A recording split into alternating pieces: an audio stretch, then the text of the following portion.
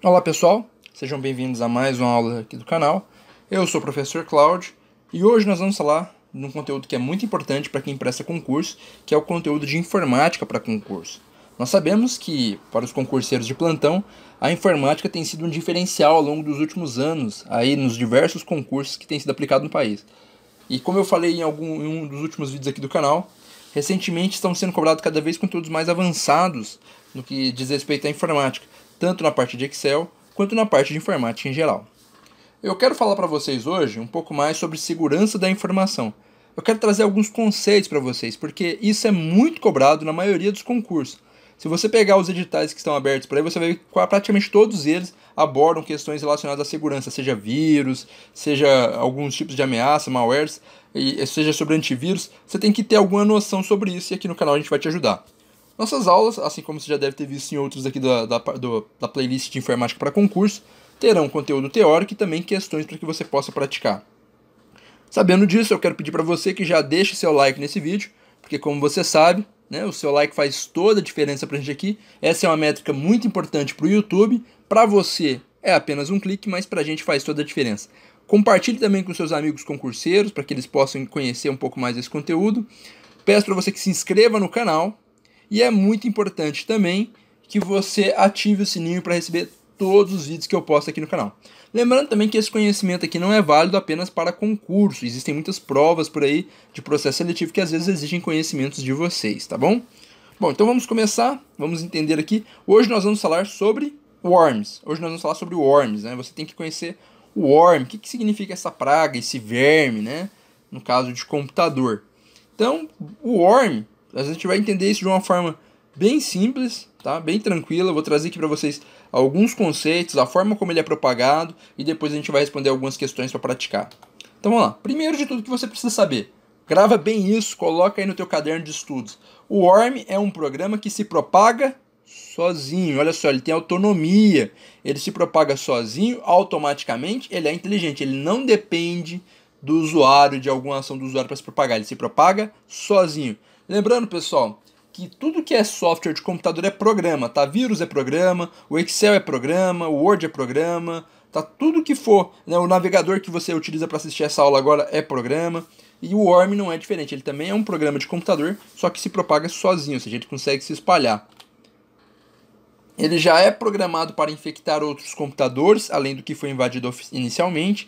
Então ele invade um computador e ele já está programado para invadir os outros que fazem parte daquela rede também. Ele trabalha em progressão geométrica, então ele tem um crescimento ali, está procurando sempre estar se multiplicando. Ele é programado para entrar, então ele busca entrar no seu computador, explorar vulnerabilidades da máquina. O que seria vulnerabilidade? Uma falha, né? Então, por exemplo, recentemente vocês viram notícia aí bombando aí na TV, na internet também, de uma falha que existia no Windows, né? Então a Microsoft foi lá e corrigiu. Né? Teve até aquele problema lá que muitos computadores deram pau e para iniciar tiveram que formatar tudo. Então, isso são vulnerabilidades. O Worm, ele procura esse tipo de coisa, ele procura essa vulnerabilidade para ele poder explorar. Depois ele observa isso em outras máquinas conectadas naquele mesmo computador. Então, por exemplo, está na rede da empresa, né, ou do órgão público do qual você quer concorrer. Se um computador com um Worm, ele vai buscar vulnerabilidades nos outros computadores que fazem parte daquela rede também. Ele não necessita de ação do usuário, como eu disse lá no começo, né? Ele é um programa que se propaga sozinho. Ele explora as falhas do sistema operacional e, consequentemente, através dessas falhas, ele consegue estar sempre se propagando. Tá? Ele é muito inteligente. E os sintomas que você pode perceber que existe o worm na máquina, né? Alguns sintomas que podem te ajudar, são, por exemplo, mudanças no comportamento da internet e que aquela propagação, como a propagação do worm ela é rápida, você vai perceber que a máquina fica lenta. Aí você de repente fala assim, Cláudio, então minha máquina deve ter worm, porque ela sempre é lenta. Não, não é isso. Imagine que seu computador estava funcionando bem até, tipo, ontem, né? E aí, de repente, você baixou alguma coisa lá, abriu algum e-mail, alguma coisa, e depois disso, você foi ligar o computador hoje, você percebeu que está muito lento, está muito diferente. Você vai buscar um arquivo na rede, você está na empresa trabalhando, você vai buscar um arquivo na rede, você sempre teve uma velocidade boa para poder pegar um arquivo e copiar para o seu computador, mas agora você vai copiar aquele arquivo, demora muito, né? Você olha lá no tempo de espera, lá um arquivo de menos de 1 mega, levando quase 1 hora para poder ser transferido. Então, essa lentidão da máquina, da rede, é causada pelo worm. Por quê? Porque o worm fica se espalhando, se espalhando, se espalhando, consome todos os processos da máquina, consome toda a carga de rede, consome a memória do seu computador, deixa a sua máquina pesada demais, tudo bem? Então, essa é uma dica para você perceber o sintoma, tá? Esses conceitos aqui, pessoal, esses 6 conceitos são conceitos-chave. Se você for estudar sobre o worm, tem muito mais. Mas esses são conceitos-chave que permitem a vocês responder várias questões de concurso. Agora eu vou explicar para vocês como é que ele se propaga, como é que a infecção dos worms ocorre. Então, primeira coisa, ele identifica o computador-alvo. Identificou, ele infecta o computador, ele tenta se propagar de novo, né, e ele continua esse processo de infecção. Para isso, ele necessita identificar os computadores-alvos para os quais ele tenta se copiar, o que pode ser feito de uma das seguintes maneiras. Ele pode fazer uma varredura na rede, como eu tinha falado para vocês anteriormente, e identificar os computadores que estão ligados. Então ele identifica esses computadores que estão ligados e se espalha para eles. Ele pode também aguardar que outros computadores contatem o computador infectado. Vou dar um exemplo. Imagina que na empresa que você trabalha tem um servidor que tem todos os arquivos que são arquivos comuns. Se tiver um worm ali, ele vai perceber que várias máquinas ficam solicitando acesso a esse servidor. Então, por quê? A pessoa vai lá buscar algum arquivo, baixar algum arquivo nesse servidor, então ele aproveita desse momento para poder se espalhar, para poder se propagar.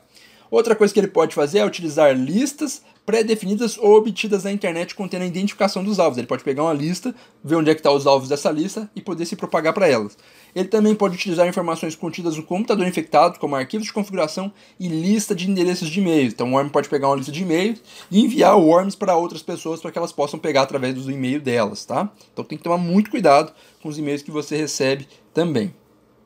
Envio das cópias, né, após identificar os alvos, o worm efetua cópias de si mesmo e tenta enviá-las para esses computadores, por um ou mais das seguintes formas. Então, como a gente já falou, né, ele se propaga sozinho, ele tenta sempre estar se replicando e enviando para outros computadores. Ele pode fazer isso como parte da exploração de vulnerabilidades, como eu falei anteriormente. Ele olha o programa instalado no computador, vê se tem alguma abertura ali no firewall, qualquer falha que ele deixa no antivírus, no firewall, qualquer falha de segurança que ele puder explorar, ele vai explorar. Ele pode ir anexado a e-mails, como a gente falou no tópico acima. Ele pode utilizar via de canais de IRC, que são chats da internet. Hoje em dia a gente está utilizando cada vez mais chats do celular, né? No caso Messenger, WhatsApp, mas um tempo atrás isso era muito comum. Mas mesmo assim, esses tipos de chats o worm ele pode se aproveitar de algum tipo de chat nesse sentido. Empresas que utilizam chats internos também para poder se espalhar por ali. Ele pode... Quem é que nunca pegou, né? Por exemplo, um vírus do MSN, né? Então tem quem usou, né, no caso, quem ainda lembra do antigo MSN, né? Então é mais ou menos isso. Via programas de troca de mensagem instantânea, que praticamente é a mesma coisa. E outra coisa, são incluídas em pastas compartilhadas em redes locais do tipo peer-to-peer. Essa daqui é o seguinte, imagina que você tem uma pasta, quem utilizava aqueles programas, eu nem sei quais são hoje em dia, mas antigamente tinha os programas de pirataria, né, Kazaa, acho que era Emule, era o programa onde o pessoal baixava arquivo, filmes, músicas. Então nesses arquivos você poderia, que é de ponto a ponto, né? Então o cara tinha uma pasta com arquivo no computador dele e compartilhava com outros da rede, e assim vários computadores iam tendo acesso à informação. Esse tipo de rede peer-to-peer permitia que os worms se espalhassem também. Ele também, outro processo da propagação do worm é a ativação das cópias. Depois que ele envia a cópia, o worm necessita ser executado para que a infecção ocorra, o que pode acontecer da seguinte maneira. Ele pode ser ativado automaticamente, imediatamente após ter sido transmitido, pela exploração de vulnerabilidades em programas, sendo executados no computador-alvo no momento que recebeu a cópia. Então o computador recebeu a cópia e naquele momento, imediatamente, o worm já se ativa, tá? E já começa a se preparar para se espalhar para outros. Ele pode ser ativado diretamente pelo usuário, pela execução de uma das cópias enviadas ao seu computador. Então o usuário, por exemplo, recebe um programa. Quando ele executa o programa pensando que é um programa benéfico ao computador dele, de repente ele pode estar ativando um worm.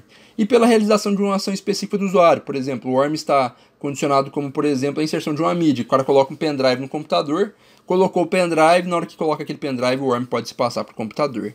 Tudo bem? São algumas formas que ele pode ativar aquelas cópias, né? Então ele pode passar, pode ser ativado, tudo nesse sentido.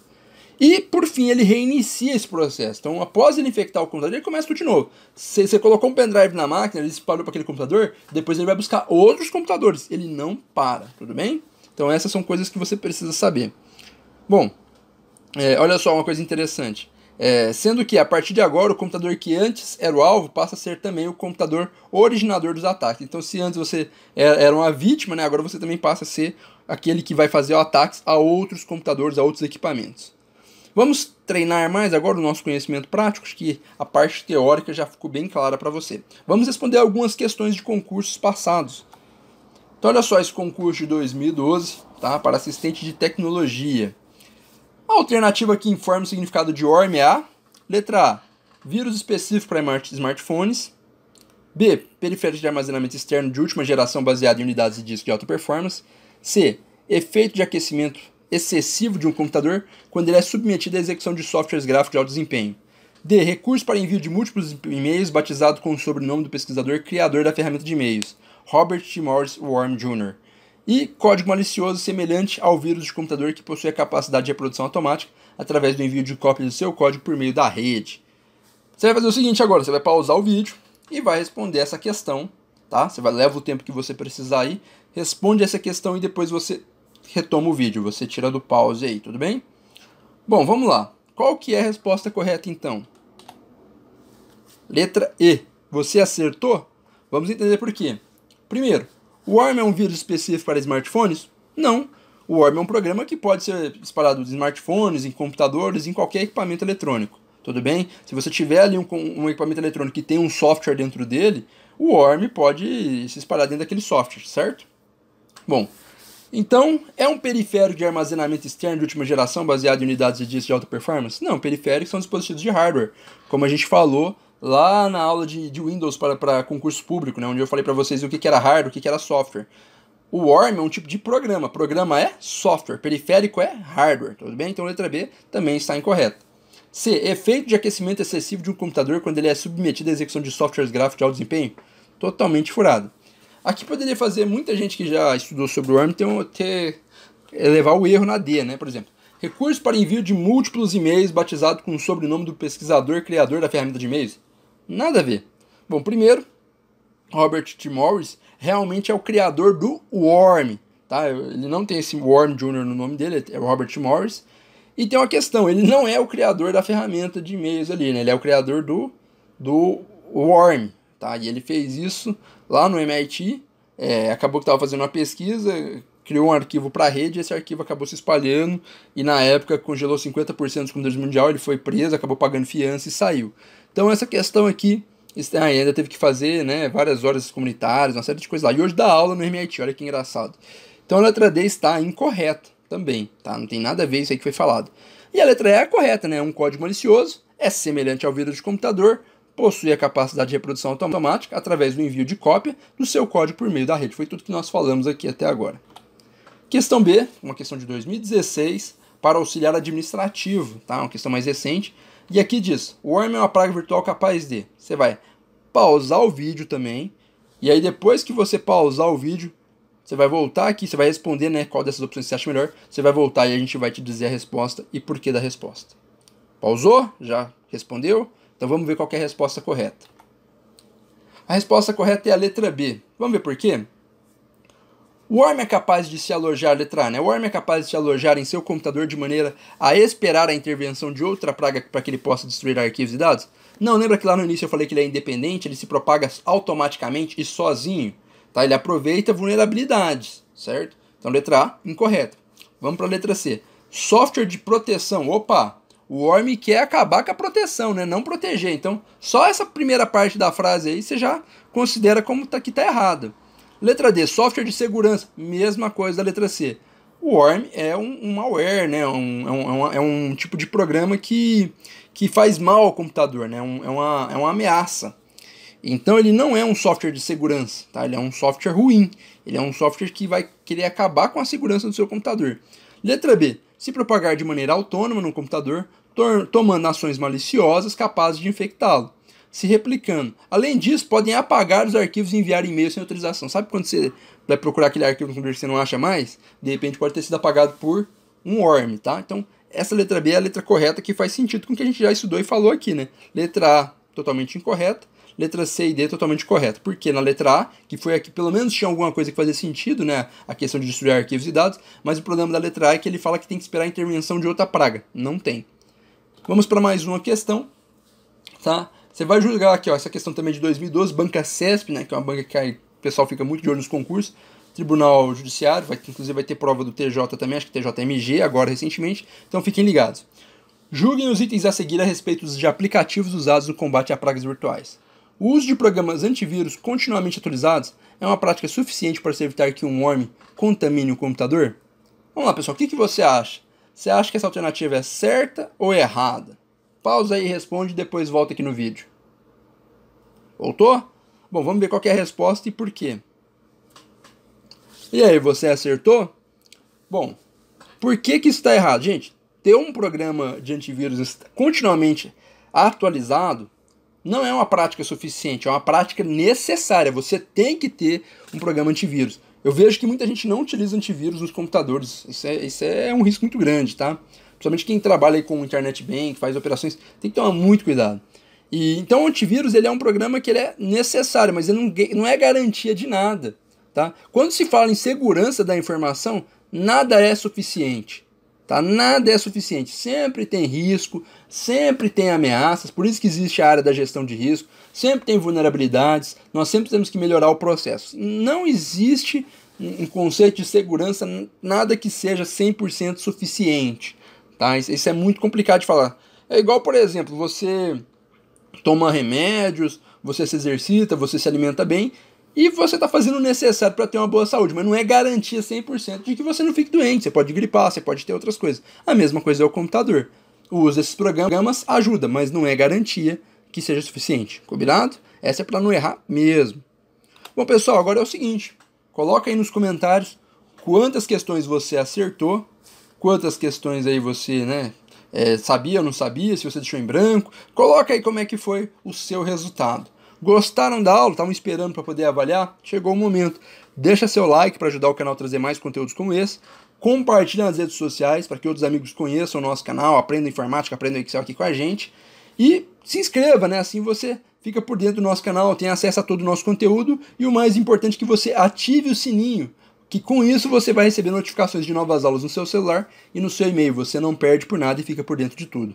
Tá bom? Viu? Para você é muito fácil, é apenas um clique, mas pra gente faz toda a diferença. Muito obrigado pela companhia de vocês e até a próxima aula. Um grande abraço.